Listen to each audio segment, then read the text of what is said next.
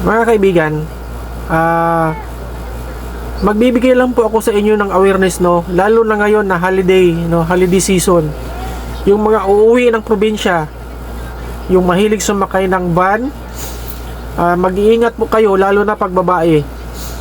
Kasi meron pong balita sa GMA News, meron pong isang babae na sumakay ng isang van from Manila to Surigao City. Na-rape po siya ng driver at saka konduktor. So, mahaba-haba po ang biyahe nila. Nagkataon siguro na mag-isa na lang yung babae. So, meron silang chance na gumawa ng krimen. Nahuli naman po yung dalawa, yung driver at konduktor. Pero ang masaklap, tapos na. Nangyari na, no? So, kailangan nating mag-ingat, no, sa mga pasahero diyan. Kung sasakay kayo ng van, no, wag basta-bastang magtiwala. Kailangan mo nang suriin lahat.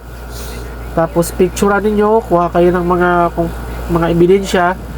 O kaya mas mainam po, no, na huwag kayo sumakay, lalo na pag babae kung mag-isa lang. Mas maganda may kasama ka. Yun lang po, ito po, awareness lang po ito, ha. Awareness lang po ito sa lahat. Dahil totoo po itong nangyari. Forward po ito sa iba, paki-share para malaman po ng iba, para mabigyan sila ng awareness. So, yun lang po.